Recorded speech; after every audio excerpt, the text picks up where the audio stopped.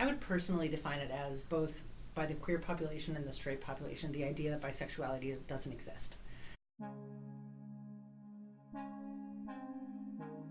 And I think that it's pervasive. I think that it happens amongst all communities, again, both queer community and non-queer community. And I think that it's the idea that it is a cover-up of some kind, and that it doesn't exist because the people who identify as bisexual just don't know what they actually are. And anytime I tried to identify as bisexual, people kind of laughed. Like, they laughed it off. They were like, oh, you're just like, it was either you're just gay and you don't want to admit it, right? And I think men get that a lot. I think men who identify as bisexual, we think there's some sort of safety in that for them, that they can like cling on to women for long enough until they can really come out of the closet, right? We don't believe that men can actually be bisexual. And then women, I feel like they either think you're actually gay or they think that you're trying to be interesting in some way. Like you want to be some sort of like party favor. I used to call it like, this like idea of like the party favor, somebody who's like happy to make out with her friends in front of men or for the sexual pleasure of men. Or the other thing that you get is that you're a whore or that you're greedy or that you just want everyone. And then the other weird way to erase bisexuals is assume that they're undateable. Because like how could you date a bisexual because they're just untrustworthy? If you date a bisexual, then like if you're a woman, I am not dating a bisexual, right? Because she's just going to go back to men. Or if you're a man, she's not dateable in like a serious way. She's only there to be like toyed with in a sexual way or used in a sexual way, especially if she's willing to bring in a woman into the equation. And so I find that there is this like erasure that it actually exists as a preference, that there are people who prefer men or women, right? And it's so pervasive, and I find it's just as guilty in the queer community as in the straight community. I think that the queer folks in the LGBTQIA community are just as like don't trust bisexuals just as much as straight people maybe just like don't trust bisexuals. Well, and often the first thing people say was, well, how many women have you slept with? Yep. Like that somehow proves something. No one would ever ask, let's say you just have sort of your all-American, heteronormative, mainstream little boy. No one would ever ask that little boy, hey son, are you sure you're straight?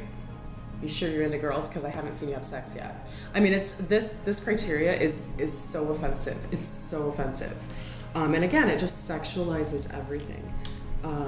And I don't know how to get away from that, especially in this culture where we actually sell sex as a product. The media is horrible. The media has, I would say, an exploitative perspective on bisexuality with regard to the sexuality piece. I mean, I remember, one of my favorite movies is Dodgeball. I love that movie. It's hilarious. But at the end, they can't stop. They have to make a bisexual joke, with the implication that the girlfriend of one of the characters is going to have sex with another woman for her boyfriend's gratification. This is Joyce. Hi, Joyce. Hi.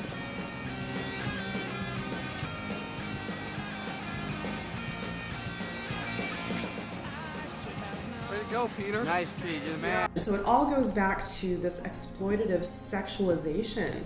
And I think it's disgusting. I think it's cheap. I think it's disrespectful to relationships. Ever since puberty, everybody stares at me. Boys, girls, I can't help it, baby. So be kind and don't lose your mind. Just remember that I'm your baby. Oh, Rent is great because Maureen's made out to be a whore. Yeah. Right? Maureen is absolutely the trope of untrustworthy. She cheated.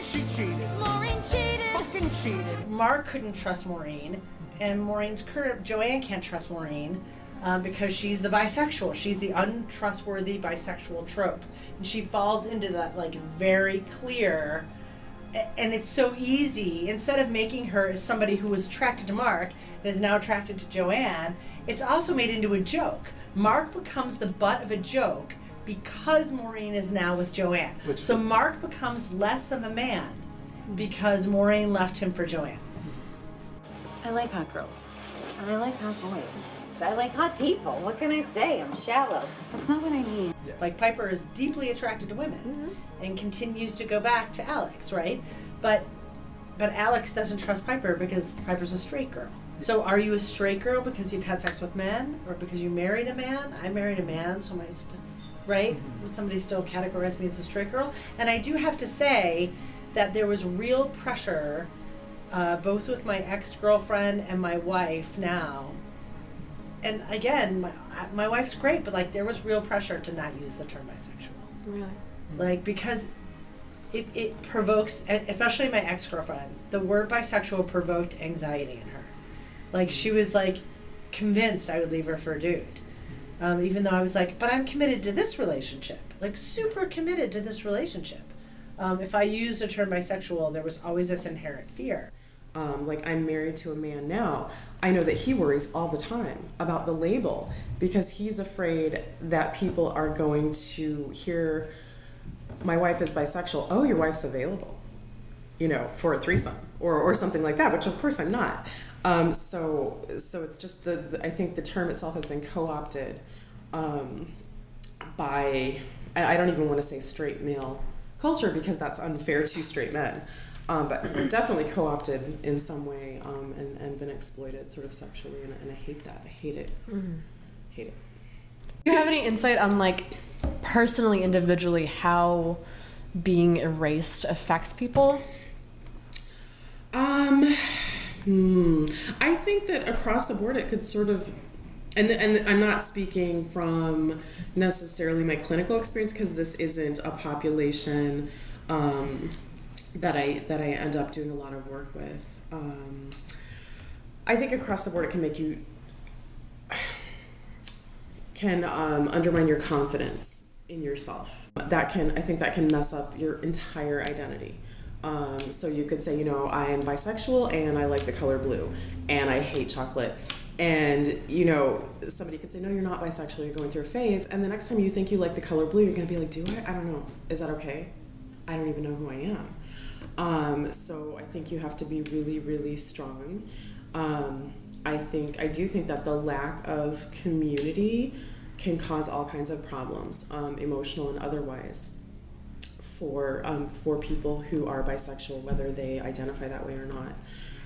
It's very, very hard to, I don't want to make a comparison with race because that's completely unfair. It's a totally different ball of wax, but any person who sort of straddles two communities and is rejected by both, that's a horribly isolating place to be. And that's not good for anybody's mental health.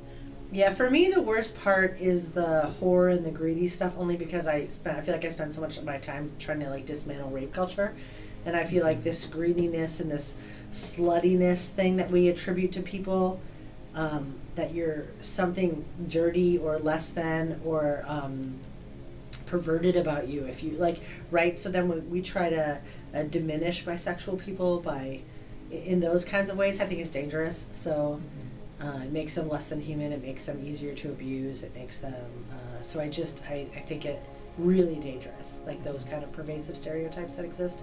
I think we have to be much better at not doing that. I feel like even having this conversation is progress. I feel so encouraged with what you are learning and talking about. These things were not topics when I was your age, when I was in college. So I hope things are getting better. I don't know. It's certainly easier for me to say something about my identity. When I was in my 20s, people would threaten to shoot me, literally, and now people are not threatening to shoot me if I say something. Certainly, here's what I have seen that's heartening to me, is I have seen way more students identify as bisexual in the last 5 years. 100%. I have students in class who say that they're bisexual, and nobody blinks an eye. So younger people. And my son telling me that at his high school, he's like, oh yeah, well she's bisexual. Younger kids are coming out as bisexual. So I think we will see it as those people start making art.